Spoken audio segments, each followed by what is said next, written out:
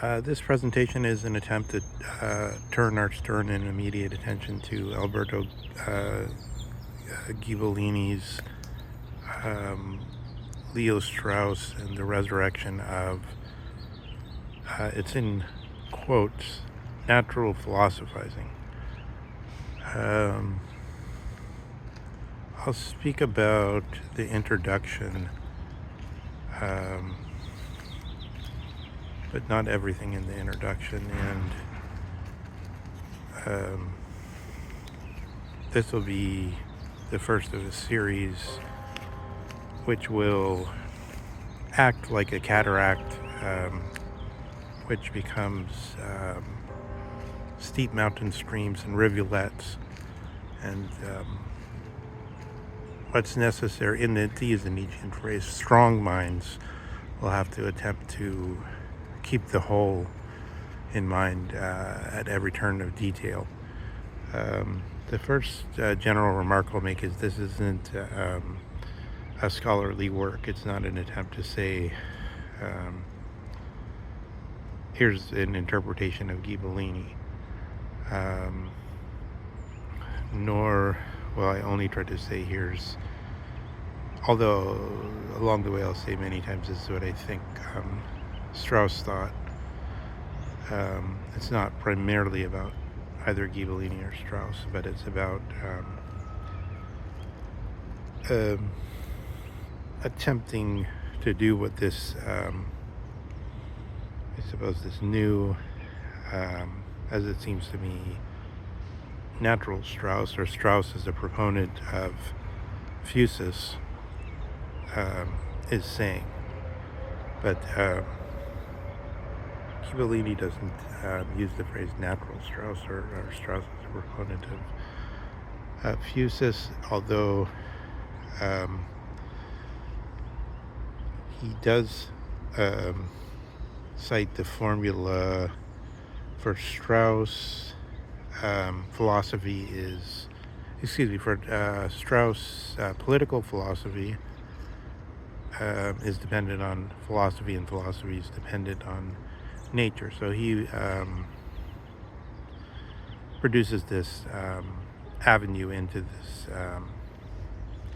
notion of the Strauss as a proponent of nature, and that's what I'm going to focus on primarily. Is this in this first introduction is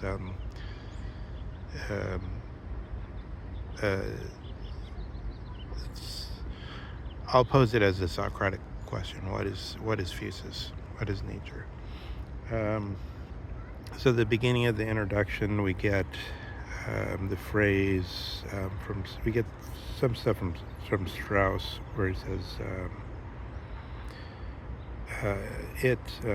so quote, gives us a most important hint to what the Greek philosophers understood by nature, unquote. And he's speaking of the Odyssey. This is that most perfect poem, which from which the Greek philosophers first take the word physis. It's the first, generally agreed to be the first time the word physis is used, and it's used in connection to a root,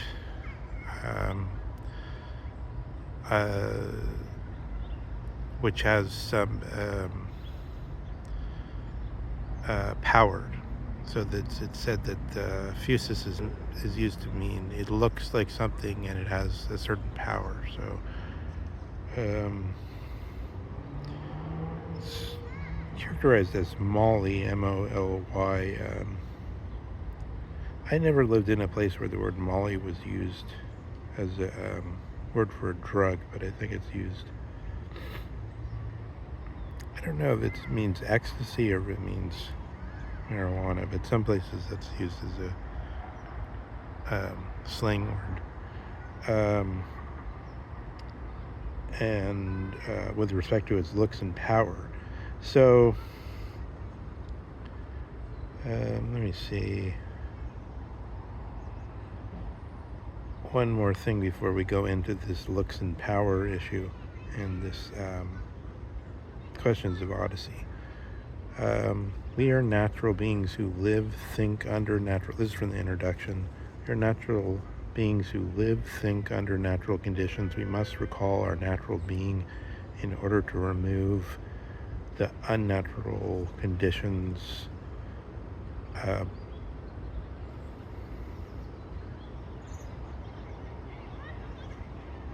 Remove the unmoral conditions by thought. That's what it is. Well, that should be checked if you have the book. But in any case, let's look at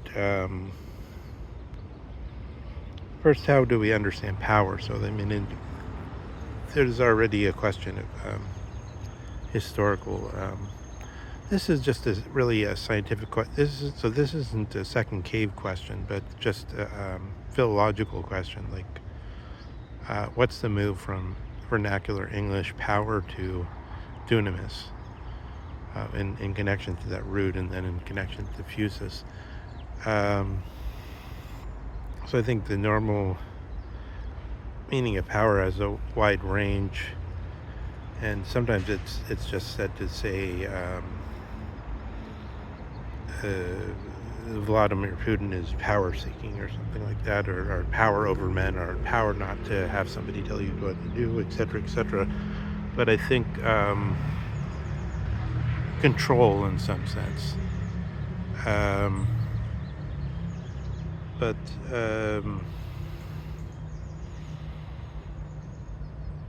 I think Strauss wants to use it first and foremost in the sense of, well, let's just start, let's not say it that way. Let's say, first let's look at something in Leviathan that Strauss has often adduced, perpetual and restless. So Hobbes speaks of the perpetual and restless desire of power after power that ceases only in death, as the, and this is part of what Strauss understands as the modern view of politics. He says, now if there is such, so this is Strauss in one of his seminars, now if there is such a desire in every man, whether he is reasonable or unreasonable, a desire which can never be fulfilled, man is naturally unhappy, and there cannot be happiness proper. So I punctuate B, because there's always a becoming of this perpetual and restless desire of power after power that ceases only in death. So power is then understood, more power, you are successful, but that is a happiness not of repose, but of movement. I mean, think of a miserable, wretched individual like Trump. He keeps talking about being successful, but he's obviously just he always is hungry for something else. He's a loser. He never has repose. So Goethe said, above all peaks is repose. He can never reach repose. He's always on the gerbil treadmill of trying to get applause and fill his ego. It's true, one could say, it's such people that through their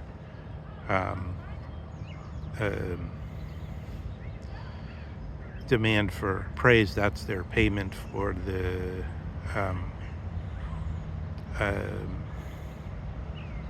accomplishments that they bring about for the rest of us. But I take the other, so one could try to make a case to say this perpetual form of happiness, which is the modern form in Locke and in Hobbes,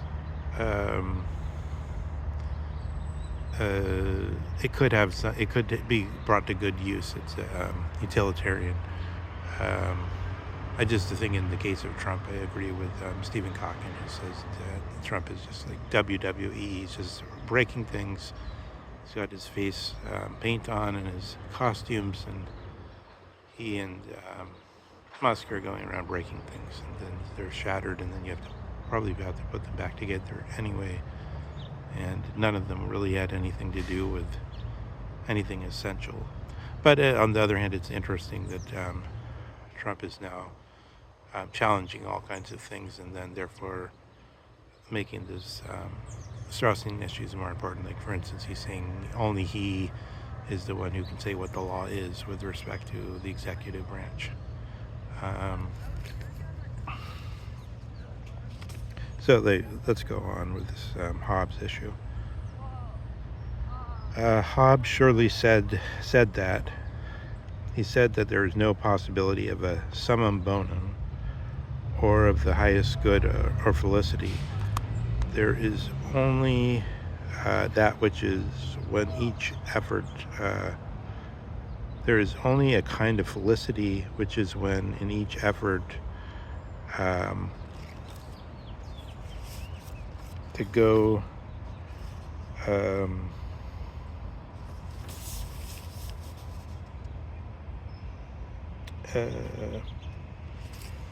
there's only that felicity which comes in the success of each effort. And also, I think he points to the Hobbes notion of the analogy on life being a running race. So you're always asking who's ahead, and then Hannity is saying, maybe you won't like this, Mr. President, but Musk is the richest man in the world. You're not. Who's ahead? This life pictured as a running race where one laughs when one sees one's opponents fall down and be destroyed. And death is analogized with forsaking the course altogether.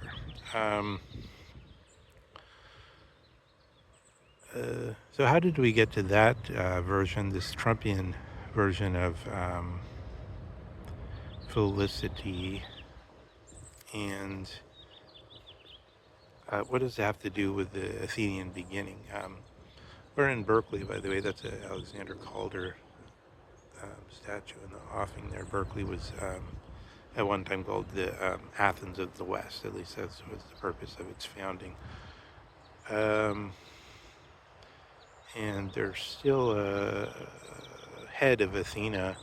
I'm not sure if it's really a bust. It's more like just a head of Athena with three horses on top of it, apparently because she's Athena. Hippioi or something like that. Athena, who's invented the bit and tackle for the horse. But in any case, let's look at some questions about what Strauss is saying about nature and the issue of nature. Okay, so this is from one of his seminars. So we're sort of generally trying to show why this theme is important and what the theme will be further on in the Ghibellini book, and also bouncing off some things said in the introduction by Ghibellini, and in some places where he's citing Strauss, but I bring out some things from the Strauss himself from the seminars. There's no word for nature in Hebrew, nor is there in Arabic either.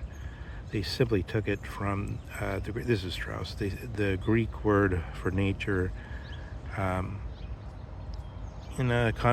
this is Strauss relating something that happened apparently, I think, long before he wrote Natural Right and History, but it elucidates Natural Right and History insofar as in Natural Right and History, Strauss speaks of the way of a dog, for instance, the dog wagging the tail and things like that.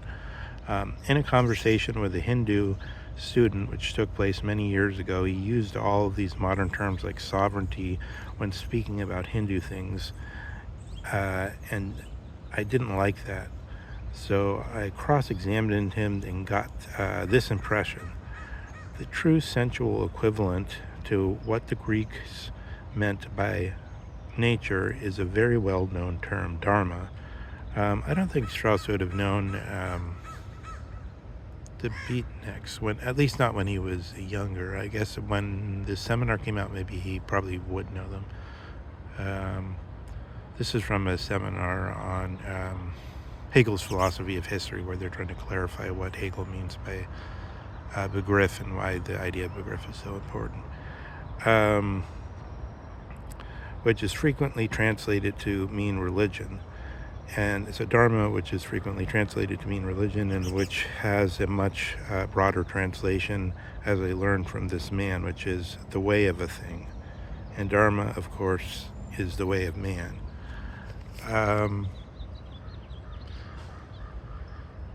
So it's very interesting that, here's one version of going to the base of the cave already. I just kind of touch on it. If Dharma, Hindu Dharma, is already the way of a thing,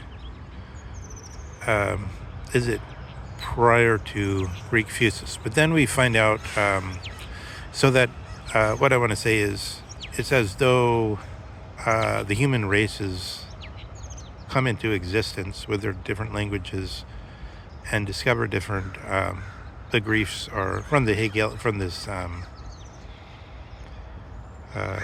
do you say it, from something anachronistic way of speaking, unneat way of speaking, but just see, we're always populating the remote past with the what we're currently in the vernacular used to, and with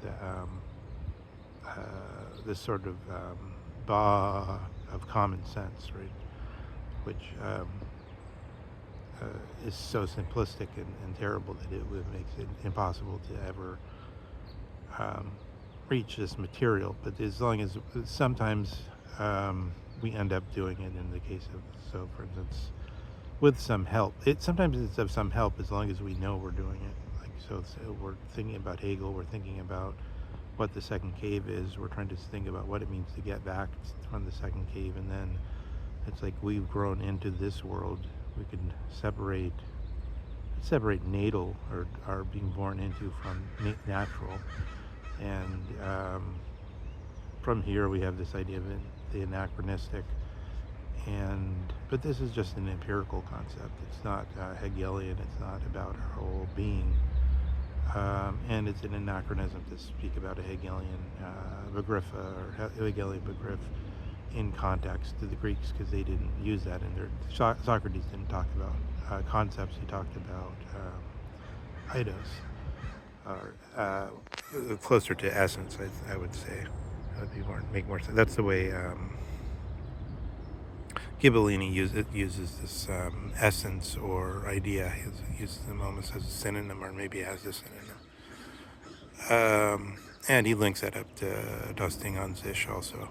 This access to the ability to reflect over these things is in question. So then we have this question of, it would be interesting if Dharma were the same as physis and meant the same thing, then it would be as though these two different cultures, either because the Hindus got it first and then the Greeks took it over, but we know that's probably not the case, because the physis comes from this case that we're citing in Odyssey, and it's taken over by the Athenians and their philosophizing. So, but what if they had both came up with the same idea? Then we would know, sort of like, it would be as though we were standing on the brute ground of the beginning, and then rising up into this completeness of the idea of physis. But actually, I think the way of things, in this sense, so people can check this with how Strauss deals with it. So, like, that's the problem with reading books. When you find out something new, then you have to read it all over again, and it means something different. How does this question of the way of things operate in natural right and history? Because I haven't reread it since thinking about this stuff. So I think what Strauss is saying about physis here in the Ghibellini is that physis for the Greeks means that we distinguish custom from from law, or we distinguish physis from nomos. So we distinguish. Let me get a more exact formula because it's already very confusing. I mean, of course, we have these two. We have this word nomos, which can mean custom, or it can mean law. But then we just sort of missed the point of what does physis mean here. I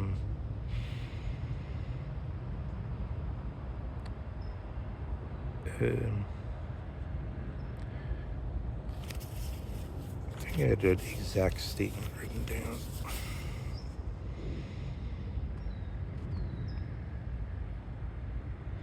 So clearly, just negatively, it's not a question. So this is important, actually. It's not a question of natural world versus supernatural world, as later in the Christian version.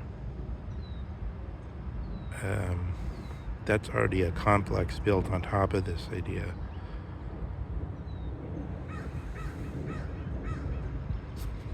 But out of this sort of world where people believe in miasma, believe in somehow the grain in the field has some cosmic energy in it and other things, within this world, let's say, we get this physis notion where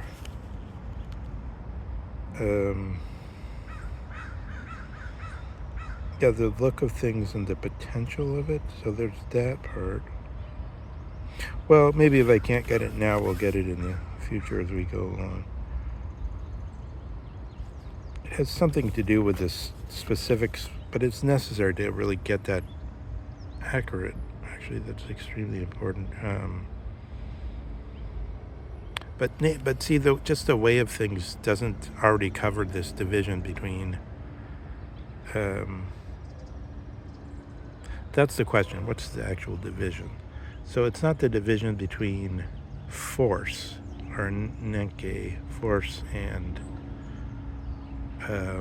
let's say it negatively. It's not the thing that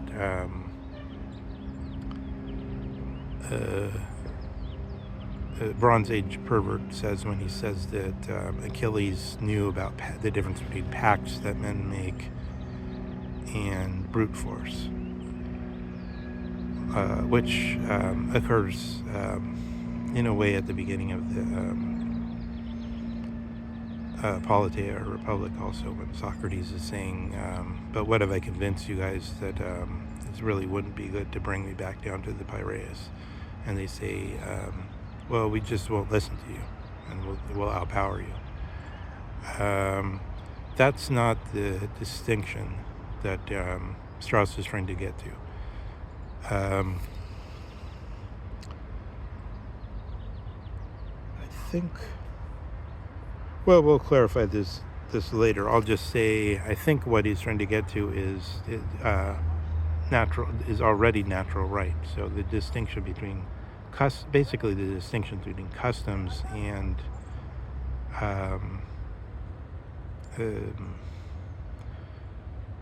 the good understanding of the customs and good customs. I think that's more what we're talking about. And because of course, as Strauss often says, natural right, the phrase is an oxymoron for the Greeks in some sense, because once you divide physis from nomos, and physis is in some way just what comes forward of itself, and therefore the way of things. But there's something called customs. Like, so for instance, Japanese have the custom of taking off their shoes in certain circumstances, usually when going in the antechamber and going into a house. I think in mosques they have this too. The customs.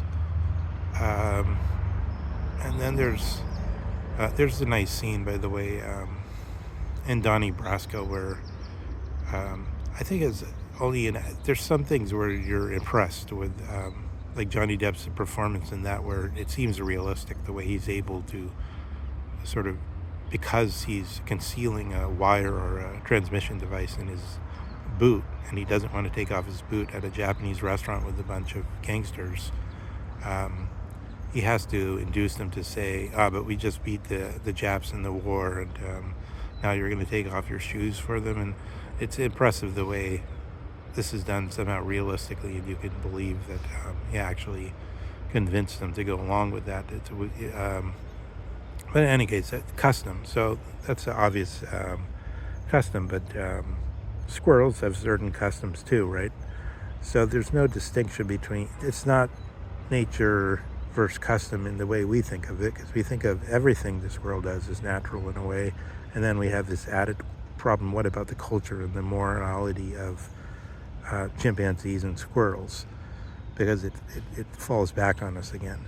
But if you just take it as here's do in Rome as the Romans, do follow the Roman customs,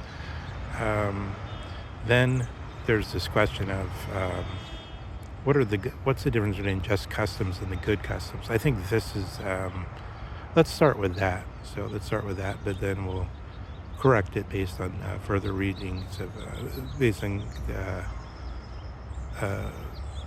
the next time we discuss this. So let's look at a few issues in connection with the fact that the origin of the word fusus is from Odyssey. So I think that's very important. So one thing that's very interesting that one of the most tantalizing problems that Strauss raised is this question: does Homer think? I never heard anyone else put this forward, and it's obviously in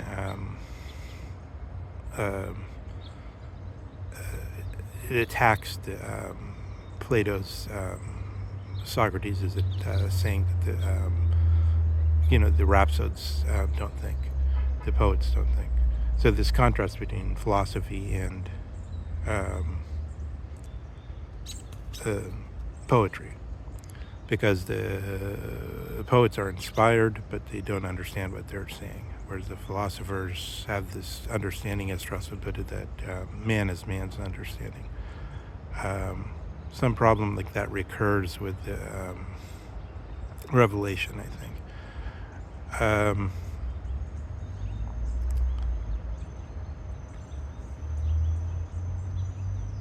So the thing about Odyssey is it's very different from Iliad in that there's no supervision above the gods in Odyssey. There's no Moira or Enki, as they say. Like, there's no fates who have decided things in advance. There's no contest between Zeus and the fates, or there's a lot of talk in Iliad of gods saying, oh, the fates have decided on this or that, and we don't. Then the gods are unhappy about it, and should they attempt to intervene?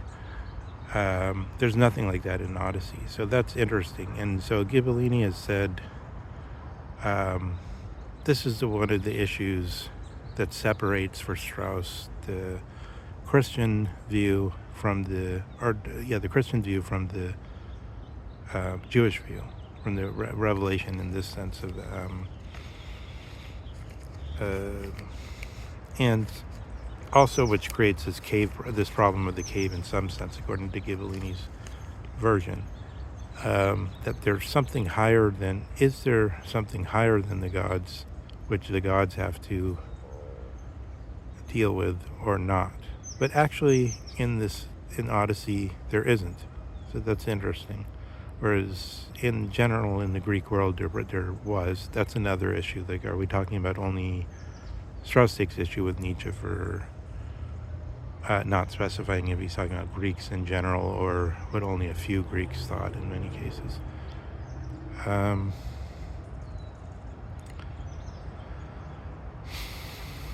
So we'll have to retouch on that and see where it comes in and comes into play. It has something to do with the fact that the ancients, for them, nature is about completeness. So you have some habits, some customs, and then you want to get them right, complete. But for the Christian view, it's about perfection, the most perfect. And in a way, I would say, possibly an example of that is Socrates is already the complete version of a good example of what man is meant to be doing, this investigation. Zetetic skepticism, as Strauss calls it. Investigating and contesting his fellow human beings with what he's discovered. So Socrates, as the proponent of DK, has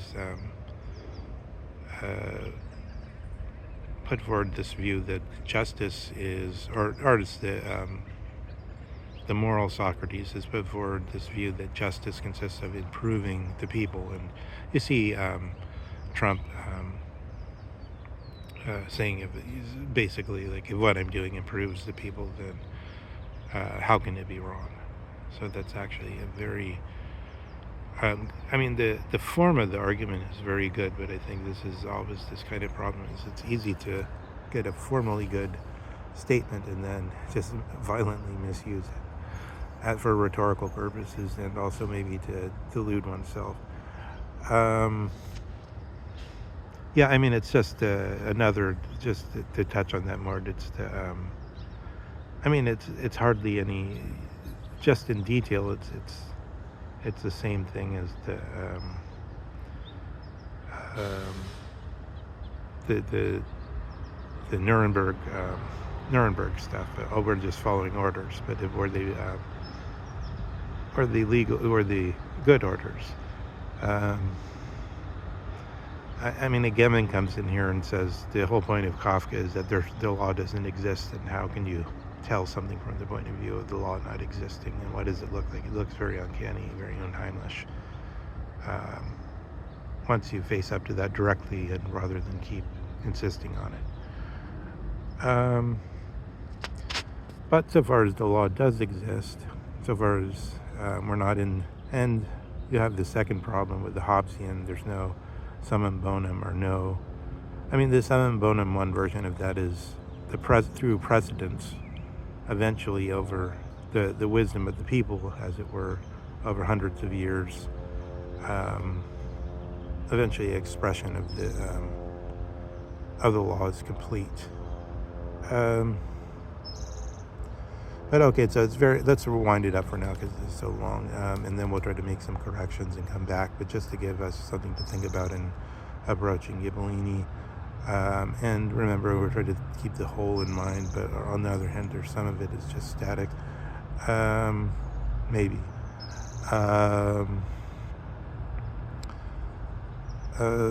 Yeah, this origin of the nature from Odyssey is interesting. There's a number of questions to raise with regard to how that was received. The question, does Homer think? So let's just say think. Let's provisionally say think means moving from the cave towards, moving from opinions or common sense to good sense, or the truth. And this comes up in different ways. But we'll continue with this next time.